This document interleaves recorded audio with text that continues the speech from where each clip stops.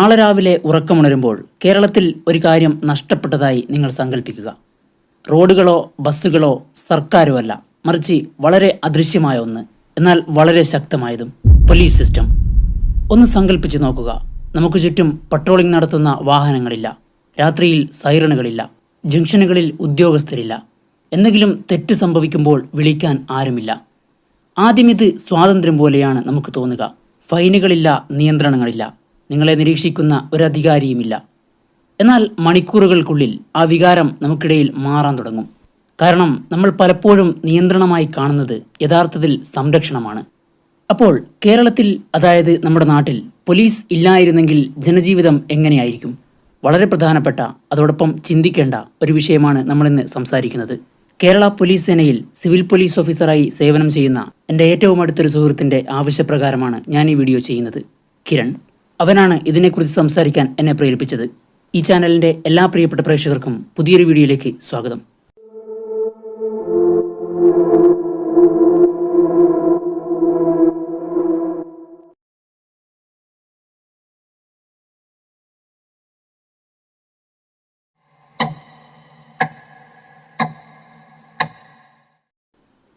Police ഇല്ലാതായാലുള്ള ആദ്യത്തെ കുറച്ച് മണിക്കൂറുകൾ.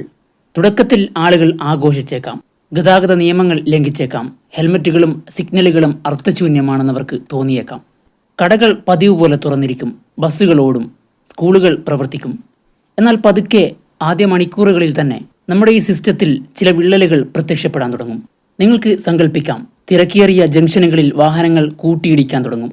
തർക്കങ്ങൾ പരിഹരിക്കാൻ അധികാരമില്ലാത്തതിനാൽ തർക്കങ്ങൾ രൂക്ഷമാകും. സാധാരണയായി ഒരു മുന്നറിയിപ്പോടെ അവസാനിക്കുന്ന ചെറിയ സംഘർഷങ്ങൾ പിന്നീട് വലിയ വലിയ വഴക്കുകളായി മാറും. നിയമം നടപ്പാക്കലിൻ്റെ അഭാവത്തിൽ അച്ചടക്കം നമ്മൾ പ്രതീക്ഷിക്കുന്നതിലും വേഗത്തിൽ മങ്ങാൻ തുടങ്ങും.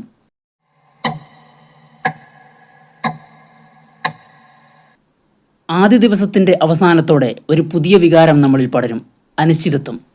ഉദാഹരണത്തിന്, ആരെങ്കിലും നിങ്ങളുടെ ഫോൺ മോഷ്ടിച്ചാൽ നിങ്ങൾ ആരെ വിളിക്കും? മദ്യപിച്ച് മറ്റൊരു വാഹനത്തിൻ്റെ ഡ്രൈവർ നിങ്ങളുടെ വാഹനത്തിൽ ഇടിച്ചാൽ നിങ്ങൾ ആരെ ആശ്രയിക്കും? രാത്രിയിൽ ഒറ്റയ്ക്ക് നടക്കുന്ന ഒരു സ്ത്രീയെ ആര് സംരക്ഷിക്കും? പോലീസ് ഉള്ളപ്പോൾ സാധാരണക്കാർക്ക് വളരെ അപൂർവമായി ശ്രദ്ധിക്കപ്പെടുന്ന ഒന്ന് അനുഭവപ്പെടാൻ തുടങ്ങും: നിസ്സഹായതയെക്കുറിച്ചുള്ള ഭയം. കാരണം പോലീസിൻ്റെ സാന്നിധ്യം കുറ്റവാളികളെ പിടികൂടുക മാത്രമല്ല, കുറ്റകൃത്യം ആരംഭിക്കുന്നതിന് മുൻപ് തന്നെ തടയുക എന്നതുകൂടിയാണ്. പോലീസ് ഇല്ലാത്ത ഒരു സാഹചര്യത്തിൽ ഒരു സാധാരണ വ്യക്തിയുടെ അനുഭവം നമുക്കൊന്ന് നോക്കാം. അദ്ദേഹം എന്തായിരിക്കും പറയുക? പോലീസ് വാഹനങ്ങൾ പരിശോധിക്കുന്നത് കാണുമ്പോൾ എനിക്ക് അസ്വസ്ഥത തോന്നുമായിരുന്നു, എന്നാൽ ഇന്ന് പരിശോധന എന്നെ സംരക്ഷിക്കുകയായിരുന്നുവെന്ന് ഞാൻ മനസ്സിലാക്കുന്നു. ഇങ്ങനെ സംസാരിക്കും. ഒരു സാധാരണ പൗരനെ സംബന്ധിച്ചിടത്തോളം പോലീസിൻ്റെ അഭാവം ദൈനംദിന ജീവിതത്തെ ഒരു ചൂതാട്ടമാക്കി മാറ്റുന്നു. മാതാപിതാക്കൾ കുട്ടികളെ പുറത്തേക്കയക്കാൻ ഭയപ്പെടുന്നു. കടയുടമകൾ മോഷണത്തെക്കുറിച്ച് ആശങ്കാകുലരാകുന്നു. രാത്രി വിശ്രമത്തിന് പകരം ജനങ്ങൾക്ക് ഉത്കണ്ഠയുടെ സമയമായി മാറുന്നു. വൈകി യാത്ര ചെയ്യുന്നത് പോലുള്ള ഇന്ന് ലളിതമായി തോന്നുന്ന കാര്യങ്ങൾ പോലും അപകടകരമാണെന്ന് തോന്നാൻ തുടങ്ങുന്നു. കാരണം സുരക്ഷ എന്നത് നിയമങ്ങൾ മാത്രമല്ല, അവ നടപ്പിലാക്കാൻ ആരെങ്കിലും ഉണ്ടാകുന്നതിനെ കുറിച്ച് കൂടിയാണ്.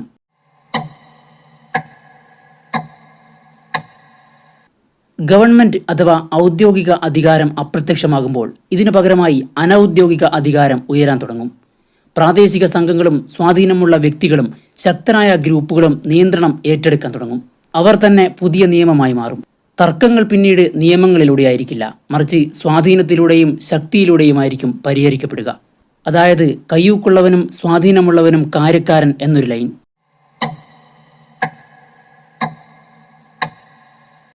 അടുത്തതാണ് ഏറ്റവും അപകടകരമായ ഭാഗം: നീതി അസമമായി മാറുന്നു.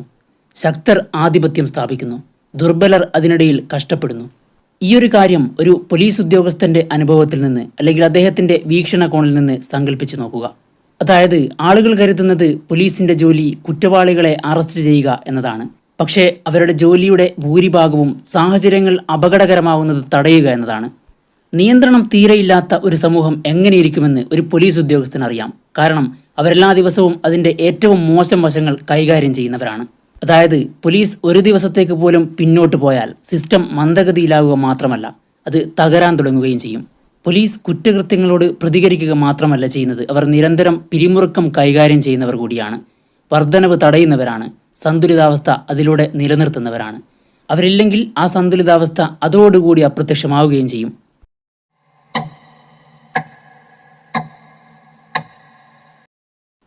എന്നാൽ ഇവിടെ അത്ര സുഖകരമല്ലാത്ത ഒരു സത്യമുണ്ട്. പോലീസിന് എല്ലായ്പ്പോഴും പ്രവർത്തിക്കാൻ പൂർണ്ണമായും സ്വാതന്ത്ര്യമില്ല. നമുക്കറിയാം, രാഷ്ട്രീയം ഇവിടെ ഒരു വലിയ പങ്ക് വഹിക്കുന്നുണ്ട്. ചില സാഹചര്യങ്ങളിൽ എന്താണ് ശരിയെന്ന് പോലീസിനറിയാം, പക്ഷേ സ്വതന്ത്രമായി അവർക്കവിടെ പ്രവർത്തിക്കാൻ അനുവാദമില്ല. രാഷ്ട്രീയ സ്വാധീനം ഇനി പറയുന്നവയെയും ബാധിച്ചേക്കാം. പോലീസ് ഓഫീസർമാരുടെ ട്രാൻസ്ഫറുകൾ, സ്ഥാനക്കയറ്റങ്ങൾ, കേസ് കൈകാര്യം ചെയ്യൽ, അറസ്റ്റ് തീരുമാനങ്ങൾ, ഇവയൊക്കെ മിക്ക ആളുകളും ഒരിക്കലും കാണാത്ത കാര്യമാണ്. പോലീസ് നിസ്സഹായരായി പോകുന്ന സമയങ്ങളുണ്ട്. ഒരാൾ കുറ്റക്കാരനാണെന്ന് അവർക്കറിയാം, പക്ഷേ മുകളിൽ നിന്നുള്ള സമ്മർദ്ദം അവരെ തടയും. ഈ നിസ്സഹായത ബലഹീനതയല്ല, മറിച്ച് അധികാരവും നിയമവും പരസ്പരം കൂടിച്ചേരുന്ന ഒരു വ്യവസ്ഥയുടെ ഫലമാണിത്. ഉദ്യോഗസ്ഥർ പലപ്പോഴും ഇവയ്ക്കിടയിലാണ് നിൽക്കുന്നത്. അവരുടെ കടമ നിർവഹിക്കാൻ, അവരുടെ കരിയർ സംരക്ഷിക്കാൻ കൂടി ചിലപ്പോൾ അവരത് തിരഞ്ഞെടുക്കാൻ നിർബന്ധിതരാകും.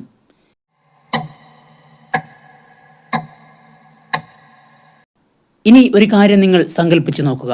പോലീസ് പൂർണ്ണമായും സ്വതന്ത്രരായിരുന്നെങ്കിൽ എന്തായിരിക്കും സംഭവിക്കുക? അതായത്, പോലീസ് ഇല്ലാത്തൊരു ലോകമല്ല, പോലീസിന് മറ്റാരുടെയും ഇടപെടലില്ലാതെ പ്രവർത്തിക്കാൻ കഴിയുന്ന, സ്വതന്ത്രമായി പ്രവർത്തിക്കാൻ കഴിയുന്ന ഒരു ലോകം. വേഗത്തിലുള്ള നീതി, തുല്യമായ പരിഗണന, ശക്തമായ നിയമനിർവഹണം, ഇവ നമുക്ക് ഉറപ്പായും കാണാൻ സാധിക്കും. ഇത് നമുക്ക് പ്രധാനപ്പെട്ട ഒരു കാര്യം കാണിച്ചു തരുന്നുണ്ട്. പോലീസിന്റെ നിലനിൽപ്പല്ല പ്രശ്നം, അവരുടെ മേൽ ഏർപ്പെടുത്തിയിരിക്കുന്ന പരിമിതികളാണ്. ഇനി നമുക്ക് നമ്മുടെ യഥാർത്ഥ ചോദ്യത്തിലേക്ക് മടങ്ങി വരാം. കേരളത്തിൽ പോലീസ് ഇല്ലായിരുന്നെങ്കിലോ? കുറ്റകൃത്യങ്ങളുടെ നിരക്കുയരും, പൊതുസുരക്ഷ തകരും, ഭയം ദൈനംദിന ജീവിതത്തിൽ ആധിപത്യം സ്ഥാപിക്കും. ഏറ്റവും പ്രധാനമായി സമൂഹത്തിലുള്ള വിശ്വാസം തകരും. കാരണം നിയമം പുസ്തകങ്ങളിൽ മാത്രം എഴുതിയിട്ട് കാര്യമില്ലല്ലോ, അത് നടപ്പാക്കുന്നതിലൂടെയല്ലേ അത് ജീവിക്കുന്നത്. നമ്മൾ പലപ്പോഴും പോലീസിനെ വിമർശിക്കും, നാം അവരെ ചോദ്യം ചെയ്യും, ചിലപ്പോൾ നമ്മൾ അവരെ ഭയപ്പെടും. എന്നാൽ അവരില്ലാത്തൊരു ലോകം സങ്കല്പിച്ചു നോക്കുക.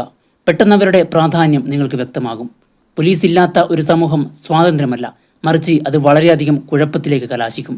അതേസമയം സമ്മർദ്ദത്തിലായ ഒരു പോലീസ് സേനയും അപകടകരമാണ്. കാരണം അവിടെ നീതി ഒരു തിരഞ്ഞെടുക്കലായി മാറും. അപ്പോൾ യഥാർത്ഥ ചോദ്യം പോലീസ് ഇല്ലായിരുന്നെങ്കിലോ എന്നതല്ല, മറിച്ച് നമുക്ക് യഥാർത്ഥത്തിൽ ഏതു തരം പോലീസ് സംവിധാനമാണ് വേണ്ടത് എന്നതാണ്. കാരണം ഒരു സമൂഹത്തിന്റെ സുരക്ഷ നിയമങ്ങളെ മാത്രം ആശ്രയിച്ചല്ല, അവ നടപ്പിലാക്കുന്ന ആളുകളെയും ആശ്രയിച്ചാണ് ഇരിക്കുന്നത്. അവർക്ക് അങ്ങനെ ചെയ്യാൻ യഥാർത്ഥത്തിൽ സ്വാതന്ത്ര്യമുണ്ടോ എന്നും. വീഡിയോ അവസാനിപ്പിക്കുന്നതിന് മുൻപ് ഒരു കാര്യം നിങ്ങൾ ചിന്തിക്കുക. ഇന്ന് രാത്രി നമ്മൾ പുറത്തേക്ക് കാലെടുത്ത് വെക്കുമ്പോൾ, നമ്മുടെ കൂട്ടുകാർ ശാന്തമായ ഒരു റോഡിലൂടെ സഞ്ചരിക്കുമ്പോൾ, നമ്മുടെ കുടുംബം വീട്ടിൽ സമാധാനത്തോടെ ഉറങ്ങുമ്പോൾ, പശ്ചാത്തലത്തിൽ പ്രവർത്തിക്കുന്ന ഒരു അദൃശ്യ സംവിധാനമുണ്ട്. നമ്മൾ അപൂർവമായി മാത്രം ശ്രദ്ധിക്കുന്ന ഒരു സംവിധാനം. അത് അപ്രത്യക്ഷമാകാൻ പാടില്ല. കാരണം സുരക്ഷ എപ്പോഴും നമുക്കിടയിൽ നിശബ്ദമായിരിക്കും. നടക്കാത്ത കുറ്റകൃത്യങ്ങൾ നമ്മൾ കേൾക്കുന്നില്ല. കാരണം അക്രമങ്ങൾ അല്ലെങ്കിൽ അനിഷ്ട സംഭവങ്ങൾ അവ നടക്കുന്നതിന് മുൻപ് തന്നെ തടയപ്പെടുന്നത് കൊണ്ടാണ് നമ്മൾ അതിനെപ്പറ്റി അറിയാത്തത്. നമ്മളിലേക്ക് എത്തുന്നതിന് മുൻപ് അവ തടയപ്പെടുന്നത് കൊണ്ട്. അപ്പോൾ ഓരോരുത്തരും സ്വയം ചോദിക്കുക, ഒരു ദിവസം ആ സംവിധാനം അപ്രത്യക്ഷമായാൽ, പ്രതികരിക്കാൻ ആരുമില്ലെങ്കിൽ, ശരിക്കും തെറ്റിനുമിടയിൽ നിൽക്കാൻ ആരുമില്ലെങ്കിൽ, സമൂഹം ഇപ്പോഴും നമ്മളിപ്പോൾ കാണുന്ന രീതിയിലായിരിക്കുമോ? അപ്പോൾ നമ്മൾ അവസാനം തിരിച്ചറിയും, നിയന്ത്രണം എന്ന് നമ്മൾ വിളിച്ചത് യഥാർത്ഥത്തിൽ സംരക്ഷണമാണെന്ന്. പോലീസ് ഇല്ലാത്ത ലോകം കൂടുതൽ സ്വാതന്ത്ര്യമുള്ള ലോകമല്ല, ഭയം നിയമങ്ങൾ തീരുമാനിക്കുന്ന ഒരു ലോകമാണ്. അതുകൊണ്ട് നിങ്ങൾ അടുത്ത തവണ ഒരു പോലീസ് ഉദ്യോഗസ്ഥനെ കാണുമ്പോൾ വെറുതെ ഒരു യൂണിഫോം മാത്രമായി അത് കാണരുത്. ഉത്തരവാദിത്തം, സമ്മർദ്ദം, നിശബ്ദ പോരാട്ടങ്ങൾ, അവർ ഒരേ ദിവസം തന്നെ നേരിടുന്ന സംഘർഷങ്ങൾ, ഇവയൊക്കെ നമ്മുടെ മനസ്സിലൂടെ കടന്നു പോകണം. ഈ വീഡിയോ നിങ്ങളുടെ പരമാവധി ഫ്രണ്ട്സിലേക്ക് ഷെയർ ചെയ്യാൻ ശ്രമിക്കുക. ചാനൽ സബ്സ്ക്രൈബ് ചെയ്യാത്തവരാണെങ്കിൽ ഇപ്പോൾ തന്നെ സബ്സ്ക്രൈബ് ചെയ്ത് വെക്കുക. മറ്റൊരു ഇൻഫോർമേറ്റീവായ വിഷയവുമായി അടുത്ത വീഡിയോയിൽ കാണാം. Thank you.